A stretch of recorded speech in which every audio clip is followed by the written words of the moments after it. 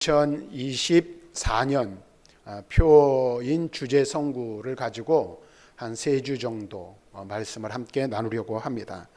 2024년 우리 교회 표어는 세상에 빛이 되는 교회이고, 주제 선구는 오늘 우리가 방금 읽은 마태복음 5장 13절부터 16절의 말씀을 주제 선구로 세웠습니다.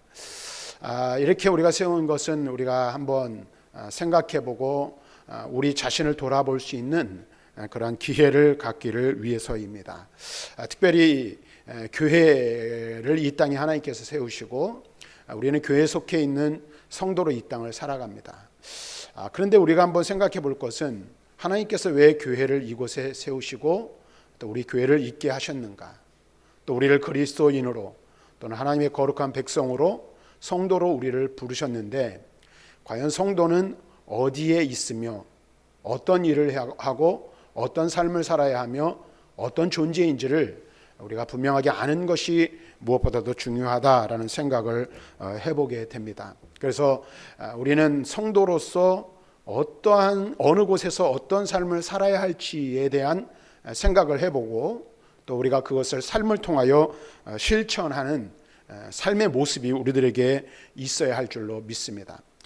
오늘 우리가 함께 읽은 이 말씀에 보면 우리가 주목해야 할 것은 이렇게 말하고 있어요. 너희는 세상의 소금이니, 너희는 세상의 빛이니 라고 말씀하고 있다라는 것입니다.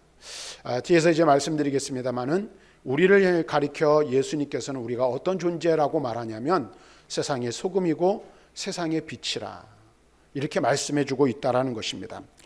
특별히 오늘 우리가 함께 읽은 이 13절부터 16절의 말씀은 어디에 속해 있는 말씀이냐면 바로 예수님께서 산 위에 올라가서 가르치신 산상수훈의 한 부분이라는 것입니다.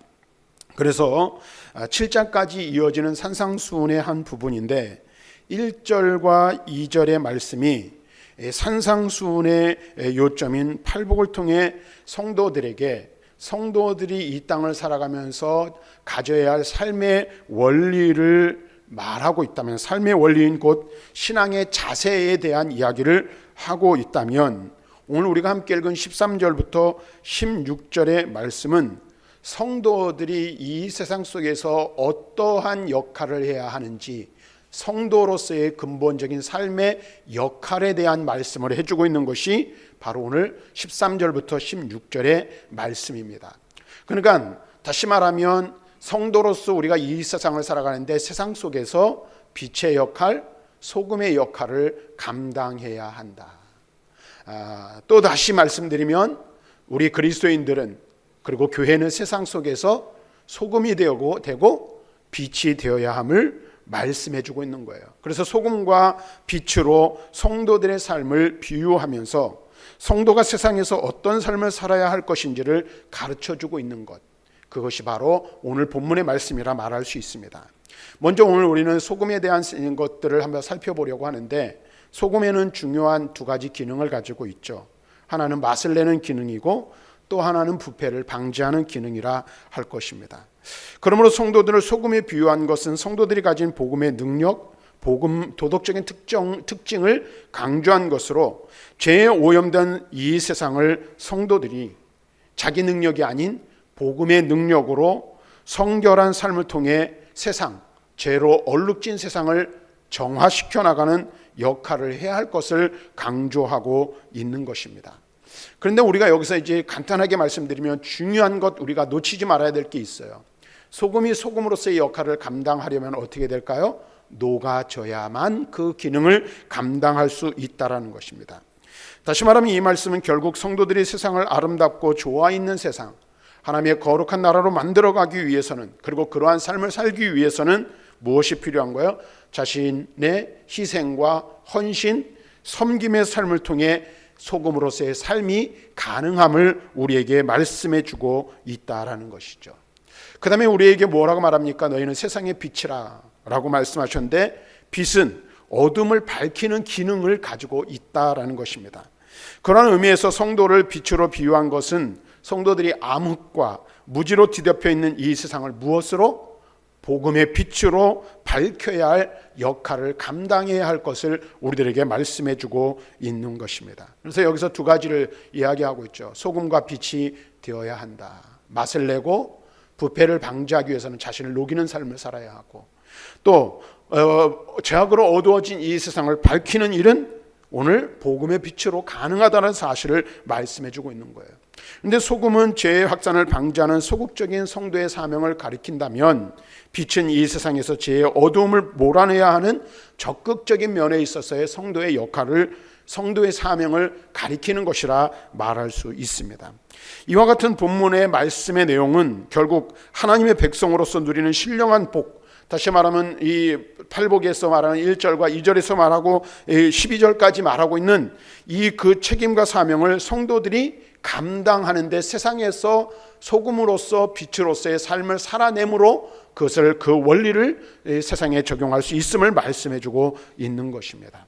하나님 나라 역시 세상 나라와 마찬가지로 그 백성들에게 각종 혜택을 베풀 뿐만 아니라 여러 가지 의무를 이행하도록 요청하고 있는 것입니다. 그러니까 저와 여러분들이 하나님 나라의 백성으로 이 땅을 살아가는데, 하나님 나라의 백성으로서 이 땅에서 우리의 삶에 요구되는 것은 무엇입니까? 소금이 되고 빛이 되어 소금과 빛으로 이 세상을 살아가야 할 것, 소금과 빛의 역할을 감당해야 할 것을 우리에게 말씀해 주고 있다라는 것입니다. 그래서 구체적으로 그러면 우리가 소금으로 산다는 것은 어떻게 살아가는 것을 말하고 무엇을 의미하고, 또 빛으로 살아가는 것은 무엇을 의미하는지를 함께 살펴보기를 원합니다. 오늘 말씀에서 예수님께서는 자기 백성들에게 이 세상에서의 역할을 비유로 말씀해 주고 있는데, 소금과 빛과 같은 존재가 되라, 소금처럼 빛처럼 살라고 말씀해 주고 있는 것이 오늘 본문의 요지예요. 다시 말하면 우리는 세상에 무엇이다? 소금이다, 세상에 빛이다라는 거예요. 그래서 소금처럼 살아야 하고 빛처럼 살아야 한다라는 것입니다. 그리고 그것을 주님께서 그와 같은 삶을 사셨기에 우리에게 그것을 요구하고 있는 것임을 우리는 알아야 합니다. 근데 말씀의 내용을 좀 더 구체적으로 살펴보면 주님은 먼저 우리를 향하여 뭐라고 말하냐면, 너희는 세상의 소금이라고 말하고 있다라는 거예요. 너희는 세상의 빛이라고 말씀해 주고 있다라는 것입니다. 그럼 먼저 소금에 대해서 살펴보는데, 소금은 본래 어디서 납니까? 소금은 원래 있는 그 자리가 어디입니까? 바닷가, 바다라고 말할 수 있겠죠. 그렇죠. 바다 짠물에서 소금을 우리가 얻어내지 않습니까? 자, 그런데 이 바닷물을 정제하여 유용한 것으로 사용하는 것이 바로 소금이라 말할 수 있습니다. 여기서 우리가 중요한 교훈을 얻을 수가 있는데, 우리 성도는 이 소금이 소금의 역할을 감당하기 위해서는 바다에만 머물러 있으면 안 되는 것처럼, 성도가 성도로서의 역할과 사명을 감당하기 위해서는 교회 안에만 머물러 있는 존재가 되어서는 안 된다는 사실을 우리 여기서 깨달을 수가 있는 것입니다. 주님께서 우리에게 말씀하십니다. 너희는 교회의 소금이다 라고 말씀하시지 않는다라는 거예요.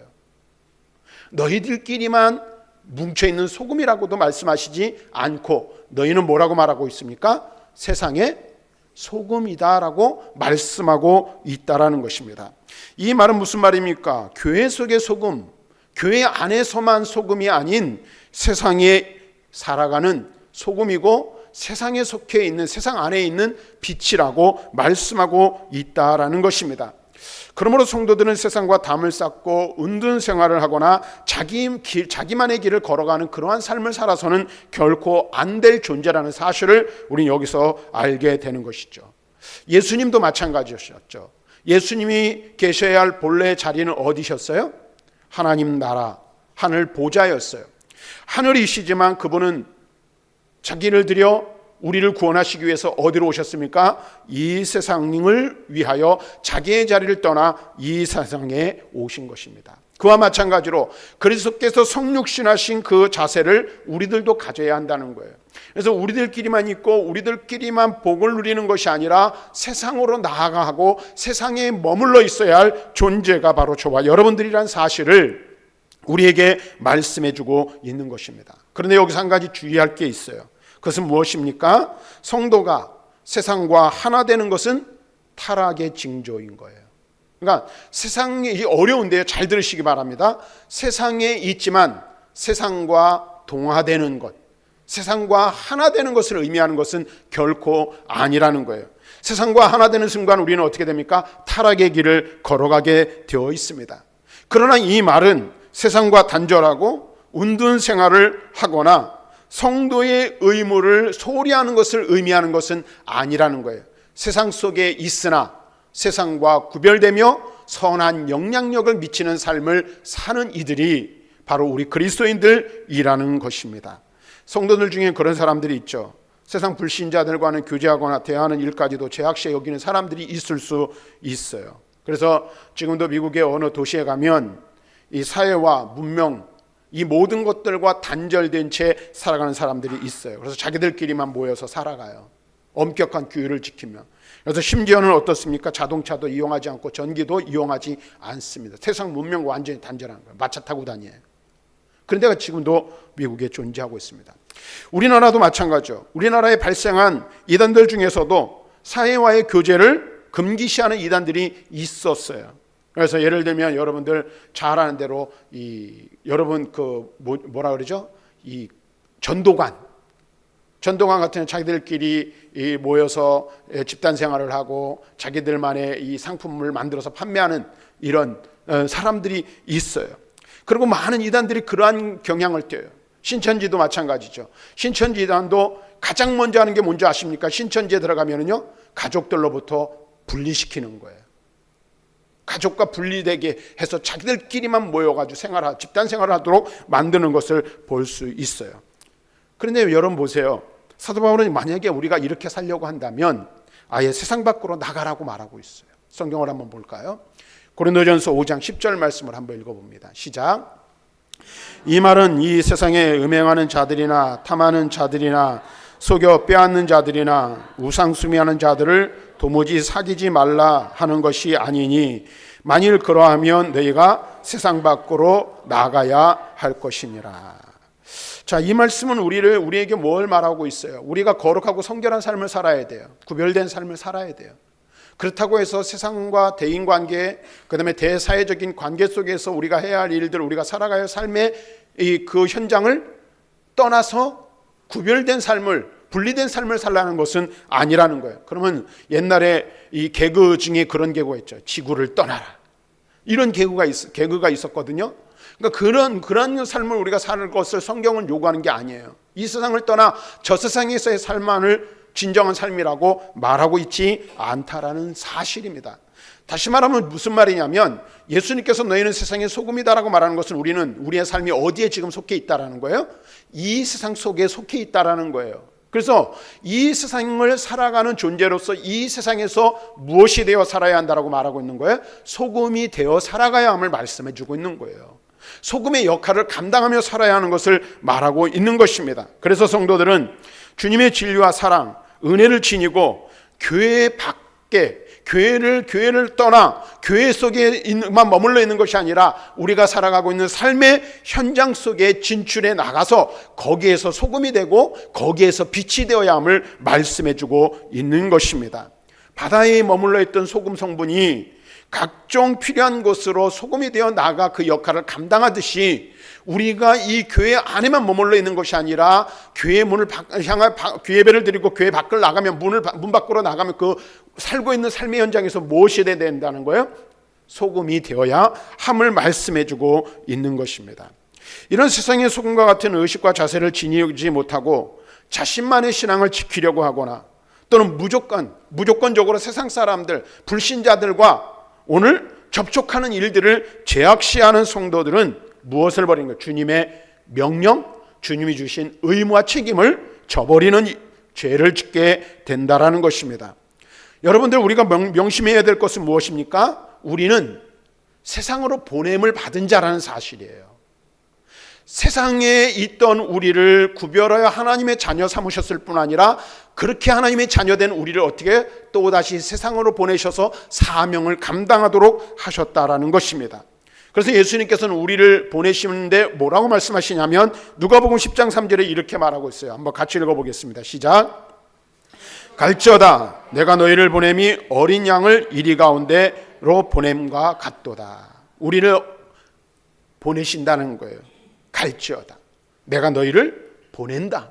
라고 말씀하고 있어요. 어디로 보내는 거예요? 늑대가 득실되는 이 세상으로 보내는 거예요.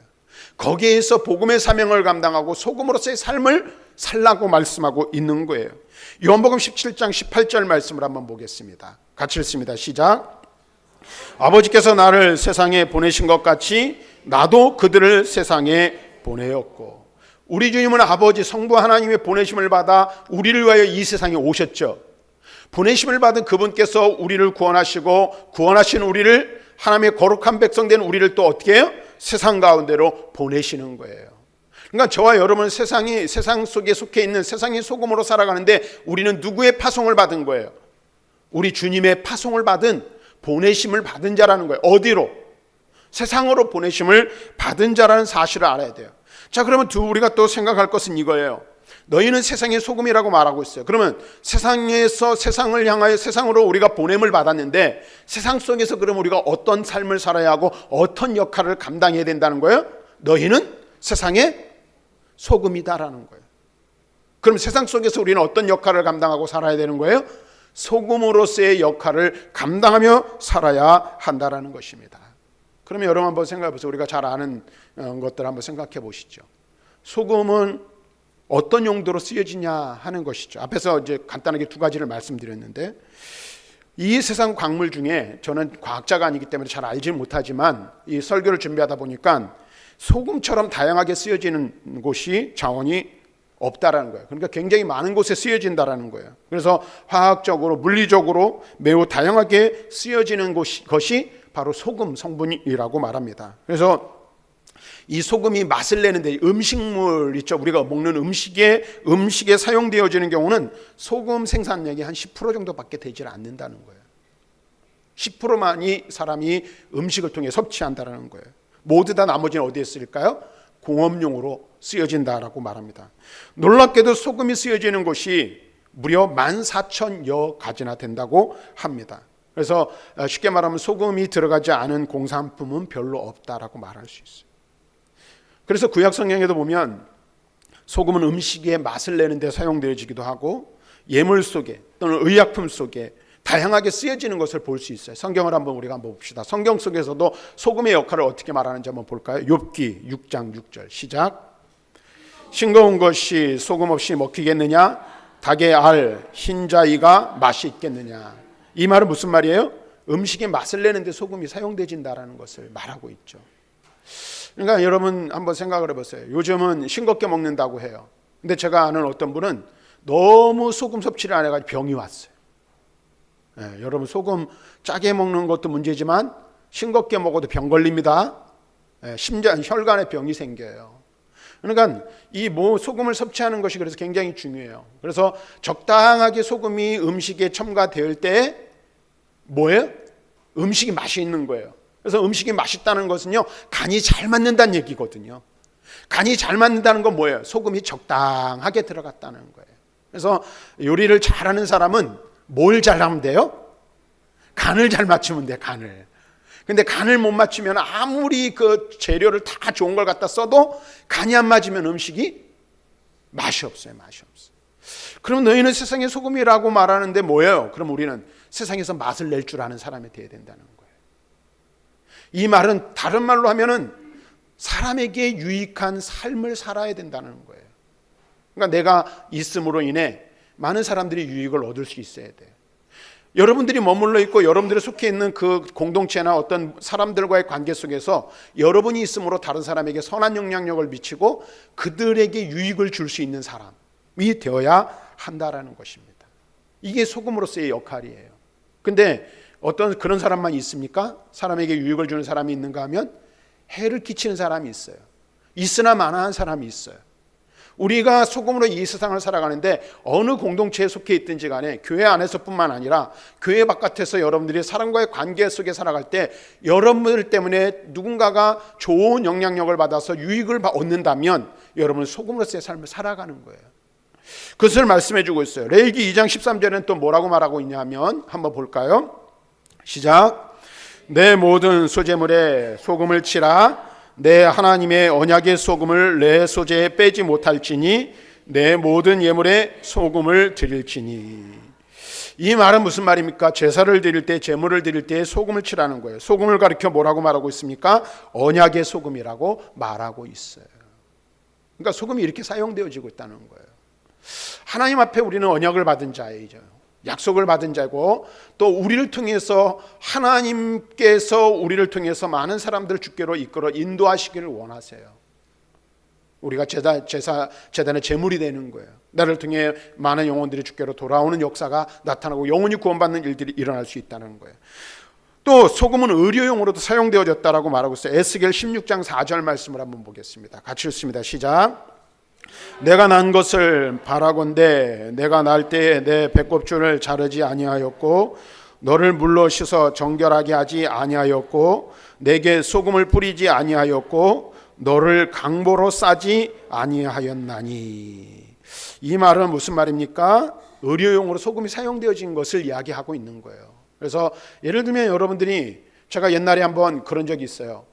갑자기 이 배가 아픈 거예요. 복통이 일어난 거예요. 그래서 너무너무나도 힘이 들어서 응급실을 찾아갔어요. 그랬더니 딱 의사가 주는데 원인을 알 수 없다면서 주는 게 뭐냐? 어린 거 수액을 놔주더라고요. 수액. 그래서 나중에 물어봤어요. 제 제자 중에, 후배 중에 의사가 있어서, 야, 병원 갔더니 아무것도 안 해주고 수액만 놔주더라. 그랬더니 하는 얘기가 그때 당시에는 거예요. 이 갑자기 복통이 일어나면 몸속에 있는 모든 수분이 다 사라져 버리는데 그걸 채워줘야지 낫는다는 거예요. 근데 그게 뭔지 아십니까? 수액이 소금물이에요. 식염수라 그래요. 식염수. 이 소금이 이런 데 사용되어지는 거예요. 그런 것을 우리가 알 수 있다라는 거예요. 자, 그런데 여기서 제가 이런 몇 가지, 성경에서 소금이 이렇게 사용되어지고 있다라는 것을 말씀드렸는데, 여러분 보세요. 출애굽기 30장 5절 말씀을 한번 또 볼까요? 같이 한번 읽습니다. 시작. 그것으로 향을 만들되 향 만드는 법대로 만들고 그것에 소금을 쳐서 성결하게 하고, 정결하게 하는 정결 예식에도 소금이 사용되었다는 거예요. 이처럼 소금은 다양하게 쓰여지고 있어요. 자, 그러면 이것은 무엇을 말하는 걸까? 이와 같은 말씀들은 뭐 소금이 이런 데 쓰여지고 저런 데 쓰여지고 이런 역할을 하고 저런 역할을 하는 것 있어요. 근데 중요한 것은 이런 겁니다. 우리가 세상의 소금이라고 말할 때 우리가 소금으로 이 세상에 살아가는 것은 한 가지만을 위해서 부르심을 받은 것이 아니라는 사실이에요. 소금으로 살아간다는 것은 어느 특정한 한 부분만을, 한 가지 목표만을 가지고, 예를 들면 전도만을 해야 된다, 이것이 그리스도인의 사명이고 교회의 사명이다라고 말하는 것, 우리가 말하잖아요. 강조하잖아요. 근데 그것만을 말하는 것이 아니라는 것입니다. 소금이 다양하게 쓰이는 것 같이 하나님께서는 우리 모든 사람들, 모든 성도들에게 각각의 다양한 은사와 다양한 방법을 통해서 우리를 세상 속에서 살아가게 하시고, 그것을 통해서 하나님께서는 영광을 받으시기를 원하신다는 거예요. 그래서 여러분 고린도전서 12장 4절부터 11절의 말씀에 보면 우리 그리스도인들의 은사에 대해서, 그리스도인의 역할에 대해서 뭐라고 말하고 있냐면 이렇게 비유하고 있어요. 몸이 하나이잖아요. 근데 그 몸에는 무엇이 있죠? 지체가 여럿이에요. 눈도 있고 코도 있고 입도 있고 손과 발도 있고, 그 다음에 보이지 않는 이 몸 안에는 뭐예요? 내장 기관들이 있어요. 근데 그 모든 것이 하나가 되어서 한 몸을 이루지만 각각의 역할이 달라요. 하는 일이 다르다는 거예요. 이처럼 우리에게 다양한 은사를 주신 것처럼 우리가 세상 속에 살아가되 하나님이 내게 주신 은사를 가지고 그 은사를 잘 활용하여 선한 영향력을 미치고 하나님의 거룩하신 영광을 드러내면 그것이 소금으로서의 삶을 살아가는 것이라고 말씀해주고 있다라는 것입니다.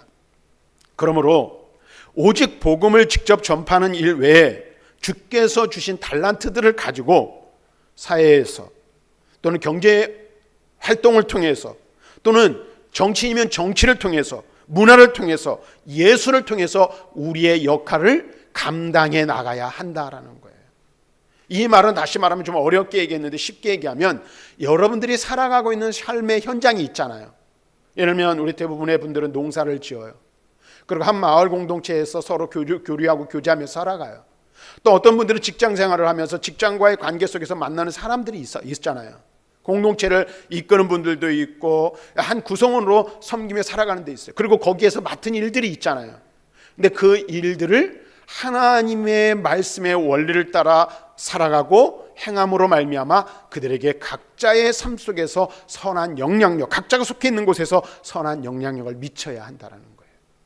예를 들면 이런 게 될 수 있죠. 이게 아주 이렇게 비슷한 예라고 말할 수는 없지만 예를 들면 이런 거예요. 여러분들이 잘 알고 있는 이 사극의 왕이 있어요. 누구죠? 사극의 왕하면 최수종이에요. 얼마 전에 어떤 정치인도 그렇잖아요. 왕은 최수종만 하면 된다고 뭐 이런 비슷한 얘기를 했어요. 근데 여러분 보세요. 제가 아는 정확하게 좀 기억은 나지 않지만은 이 연예인들이 어떤 드라마나 무엇을 영화를 하면은 항상 뭘 지내냐면 고사를 지내고 시작한다는 거예요. 근데 어떤 연예인은 그리스도인으로서 그 고사에 참여하지 그냥 않는 것이 아니라 아예 그 제도를 없애버리고 바꿔버린 연예인들도 있어요. 또 연말 시상식에서 하나님께 먼저 영광을 돌리고 수상 소감을 말하는 이들이 있어요. 근데 그들이 단순하게 대상을 받거나 어떤 상을 받아서 나와가지고 수상 소감을 말하는 것만이라고 저는 생각하지 않아요. 그들이 그 일들을 해나가면서 그 현장 속에서 한 사람의 그리스도인으로서 한 사람의 그리스도인인 연예인으로서의 역할을 감당하고 있다는 거예요. 그래서 선한 영향력을 미치는 거죠. 여러분들이 만나는 사람들 관계, 또 여러분들이 일하는 일터에서 그리스도인으로서 여러분들이 어떠한 자세를 가지고 여러분들이 그 일들을 감당하느냐에 따라서 소금으로서의 역할을 제대로 감당하느냐 그렇지 않느냐가 결정될 수도 있다는 것입니다. 사랑하는 여러분, 성도의 역할이 세상 각 분야에서 다양하게 실현되어져야 함을 말씀하고 있는 거예요. 직장인의 직장 속에서, 또는 농사를 짓는 분들은 농사 짓는 그 일들 속에서 각자의 역할이 있고 그 역할을 통해서 감당해야 될, 그리스도인으로 감당해야 될 부분들이 있음을 말씀해주고 있다라는 것입니다. 여러분들 다 살아가는 삶의 모양이 다르잖아요. 그러니까 너희는 세상의 소금이라고 말하면 다 똑같은 삶을 살아야 하는 것을 말하는 게 아니라는 것을 지금 말하고 있는 거예요. 각자 살아가는 삶의 방식이 있고 삶의 이 현장이 다르단 말이에요. 그곳에서 어떻게 해요?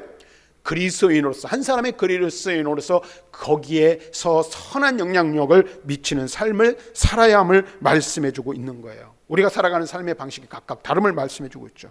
그래서 고린도전서 12장 17절 말씀을 한번 읽어보겠습니다. 같이 읽습니다. 시작. 만일 온몸이 눈이면 듣는 곳은 어디며 온몸이 듣는 곳이면 냄새 맡는 곳은 어디냐. 이 말은 무슨 말이에요? 눈이 해야 할 역할, 코가 해야 할 역할, 입이 해야 할 역할이 각각 있음을 말해주고 있어요. 각자 맡은 바가 다 다르다는 거예요.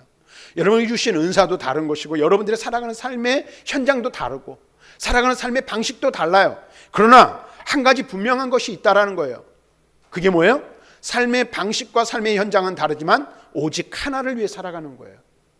몸에 각 지체가 있지만 그 지체가 각각의 역할을 감당하지만 한 몸을 이루는 것처럼 우리는 한 분 그리스도의 거룩하신 영광, 하나님 나라를 위해 살아가는 자들이라는 사실을 잊지 말아야 하는 거예요. 그래서 바울은 에베소서 4장 11절과 12절에 이렇게 말하고 있어요. 한번 같이 읽어보겠습니다. 시작.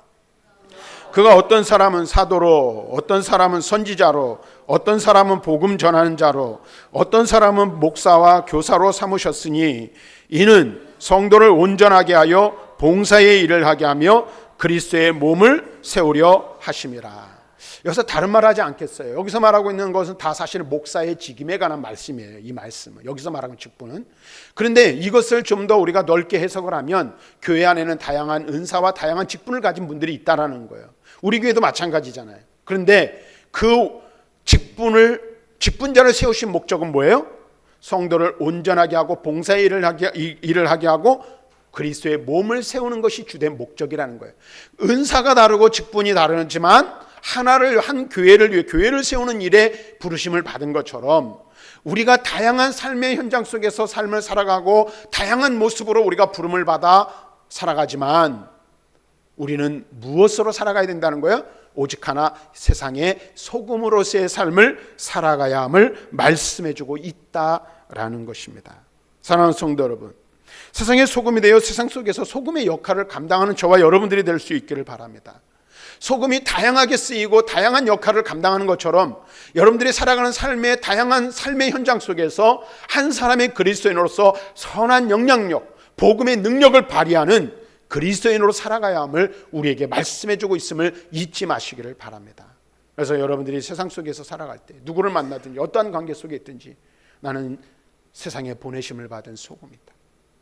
내가 그리스도께 보냄받은 그리스도의 사명자라는 사실을 잊지 말고 그 사명을 감당하는 저와 여러분들이 될 수 있기를 바라고, 또 우리 교회가 우리 교회의 아름다운 모습 그대로 세상 속에서 쓰임받는 교회가 되기를 주님의 이름으로 간절히 축원합니다. 그래서 선한 영향력을 행사하는 그리스도인들이 다 되시기를 바라고, 그것으로 소금으로 세상을 살아가는 저와 여러분들이 되기를 다시 한번 주님의 이름으로 축복합니다.